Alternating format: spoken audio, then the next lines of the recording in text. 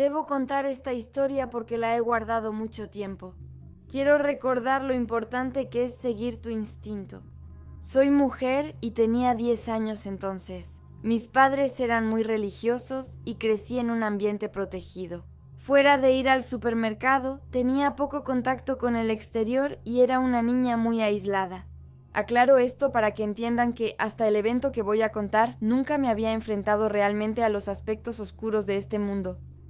Mis padres y yo íbamos cada año a una gran fiesta navideña de mis abuelos. Su casa era una gran mansión victoriana de 2 pisos, siempre llena de familiares y amigos invitados. Mi abuela decoraba cada habitación con un tema navideño diferente y todo era hermoso. Era introvertida, así que paseaba por la casa observando decoraciones. En ese momento llamaron al tío. Andy llegó después de mí. No era mi tío directo, sino un pariente lejano de mi abuelo. Él exclamó: «Bueno, mira quién está aquí». Eso me sobresaltó. Me volteé, reí nervioso y lo saludé. Entonces me miró con esa sonrisa extraña que siempre tenía. Era un hombre alto, de cabello sal y pimienta, y viéndolo en retrospectiva me recordaba un poco a Jeff Goldblum. Me hizo preguntas típicas, como cómo iba en la escuela y qué quería para Navidad.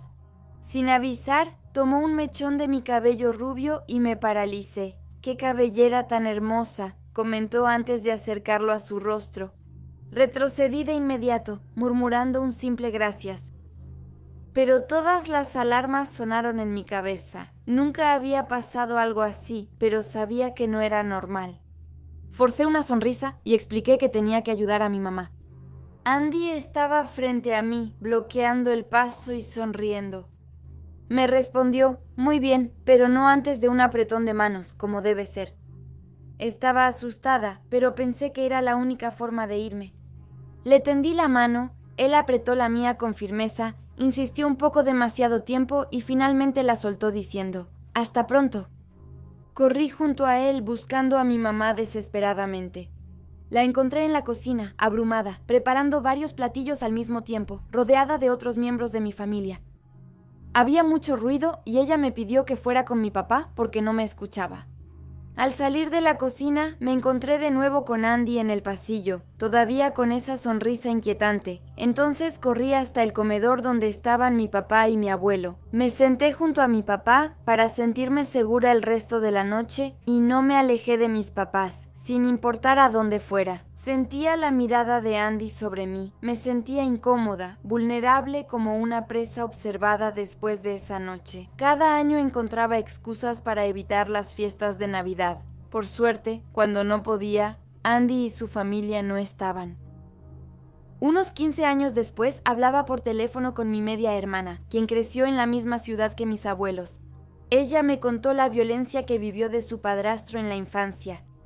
Esa charla me motivó a contarle lo que viví con Andy. Ella se quedó en silencio un momento y luego me dijo que Andy había sido arrestada a principios de ese año por hechos graves que involucraban a niños.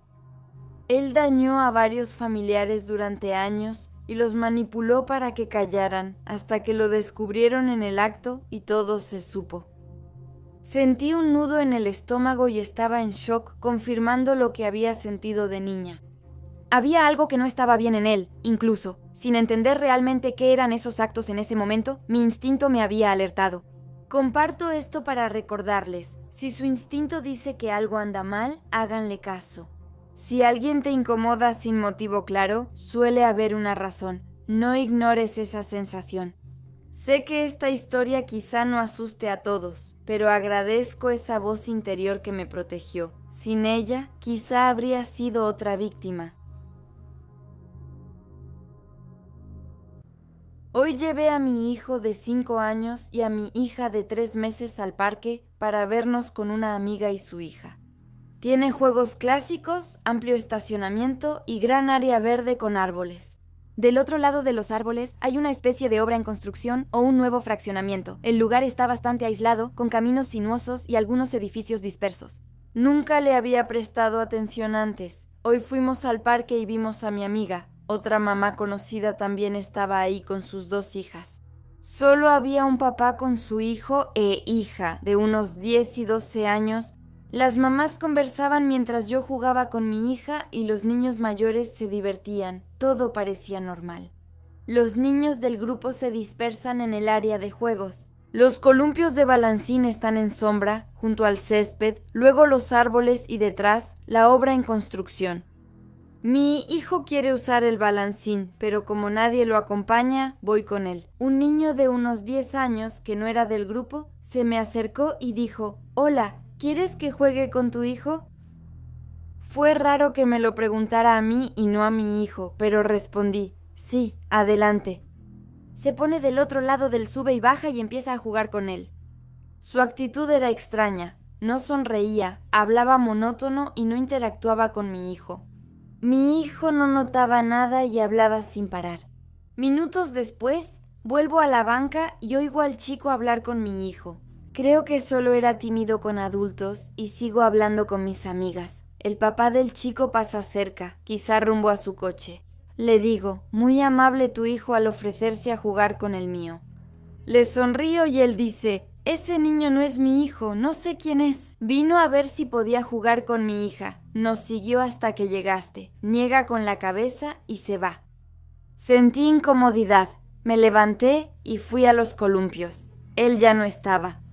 Corro, dejo a mi hija con mi amiga y salgo gritando el nombre de mi hijo. Los veo caminar hacia los árboles, a una distancia similar a la de un campo de fútbol. Tuve un mal presentimiento y corrí rápido. Llamé a mi hijo, él volteó y regresó, pero el niño lo tomó del brazo y lo jaló hacia los árboles. Mi hijo grita: «¡Ey, suéltame!». Él tiene TDAH y no soporta que lo agarren o empujen. Cuando se frustra puede reaccionar muy agresivo. En ese momento casi se lo agradecí. Empieza a golpear y dar cabezazos al chico, quien lo suelta. Al llegar, él desaparece entre los árboles. Mis amigas notan que pasa algo y se quedan en shock al borde del área de juegos. Mi hijo llora y yo tiemblo. No entiendo qué pasó. Le pregunto a dónde iba y dice que su amigo quería llevarlo a ver a Ryan. Hablaba de Ryan's Toy Reviews, su canal favorito de YouTube. Le explicó al niño quién era Ryan y él respondió que sabía dónde vivía. Después le sugirió visitarlo y jugar juntos. Mi hijo, sin notar peligro, aceptó. No sé qué intenciones tiene ese niño. No entiendo por qué le mintió así a mi hijo ni por qué quería llevárselo al bosque. Quizá parecía inocente, pero sé que no lo era. He tratado de olvidar ese recuerdo, pero el otro día, al hablar con mis hermanos sobre cosas absurdas, surgió: ¿qué hacía nuestro padre cuando vivía? Y de su lado, a veces distraído y torpe como padre, ese recuerdo volvió y desde entonces no dejo de pensarlo. A los 4 años me caí en un área de juegos y me hice un corte en la parte de atrás de la cabeza que necesitó puntos. Semanas después, mi papá me llevó al médico para quitármelos. Fui valiente y me quedé quieta, a diferencia de los dramas que hice antes para que me recompensaran. Mi papá me compró un helado y me llevó a una playa aislada en un pueblito australiano. En verano, solo unos niños mayores nadaban sin sus padres. Mi papá me acompañó hasta la orilla del agua y me advirtió muy seriamente que me quedara en la parte poco profunda y que no fuera más allá de mis rodillas. Luego se fue, supongo que fue a los baños públicos o algo así. Sé que parece mal, pero no era mal papá, solo algo irresponsable y distraído. A veces, aunque siempre tenía buenas intenciones. Eso volvía loca a mi mamá. Un niño de unos 10 años chapoteaba en el agua y se fue acercando poco a poco a mí. Me habló, tenía cabello rubio y gran sonrisa. Preguntó mi nombre y edad. Le conté todos los detalles importantes de mi visita al médico. Esa mañana, insistiendo en que había sido muy valiente para impresionarlo, mi historia parecía.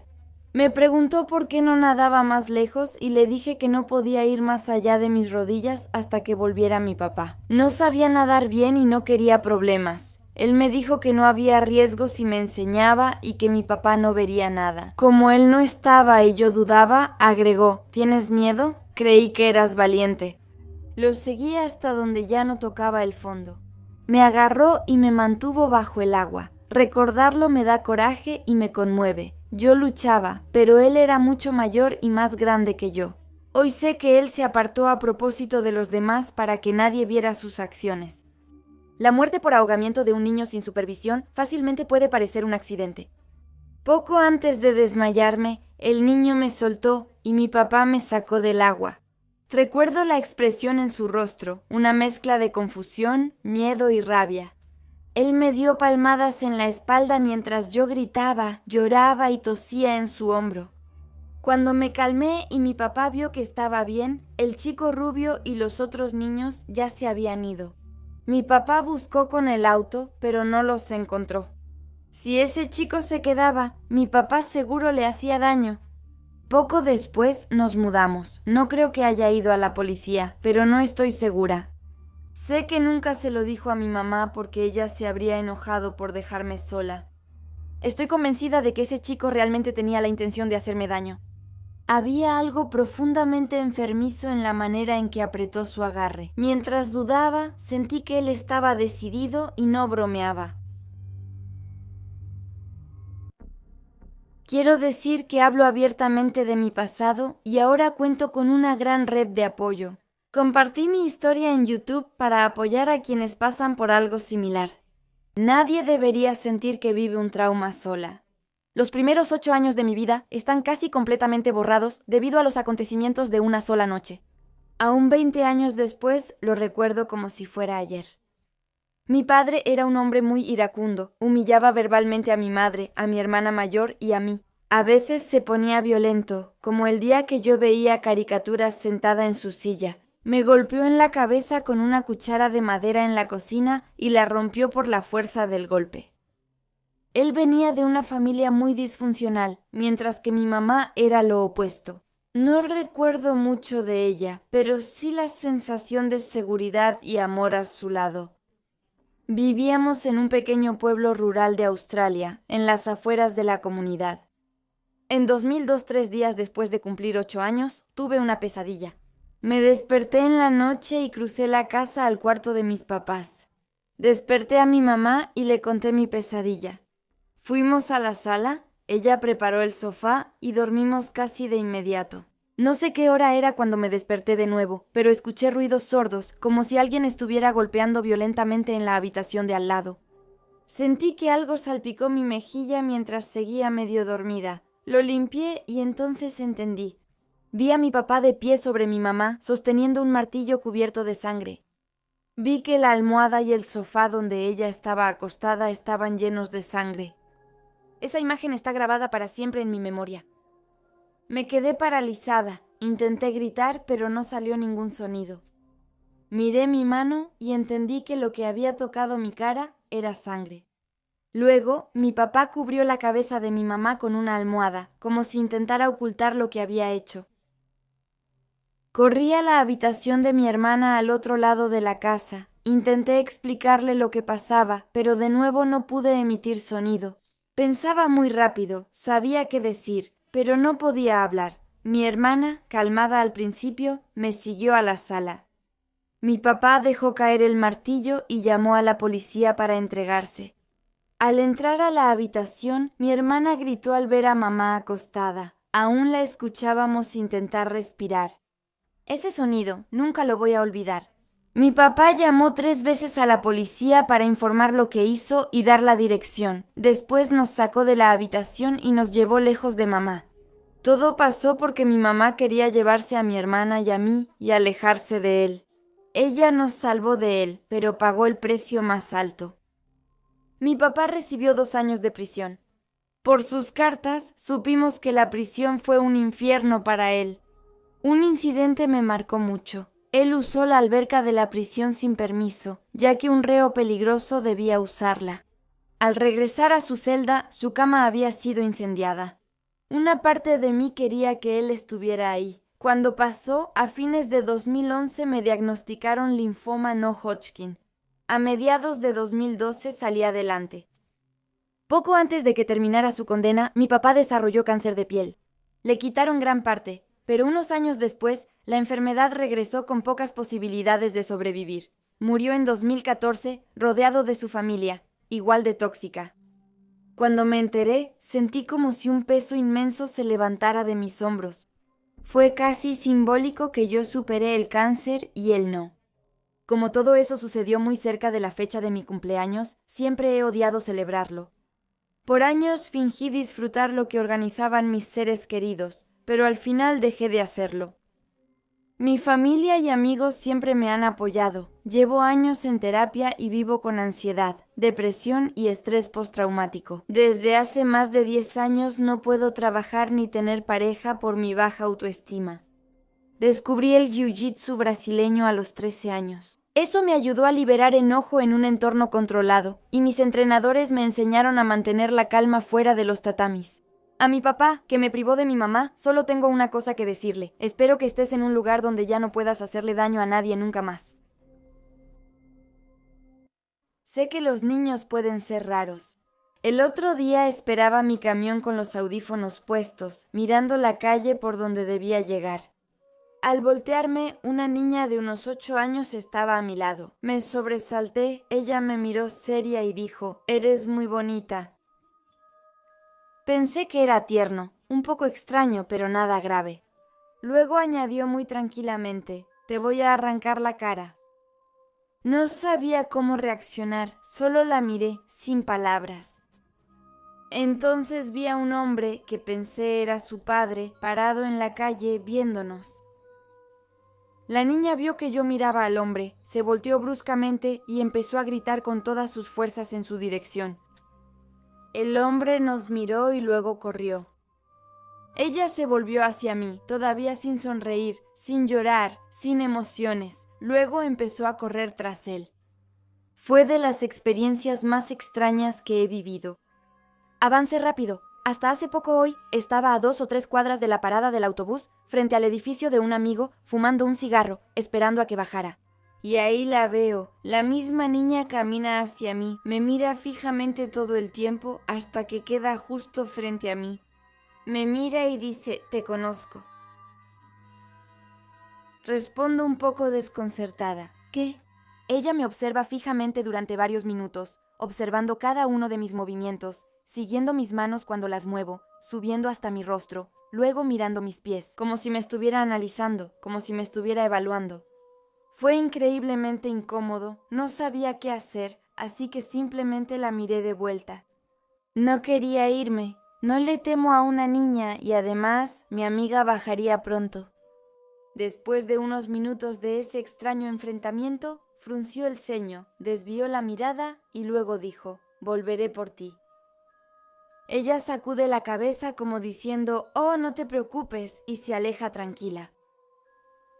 Realmente sentí que me crucé con el anticristo.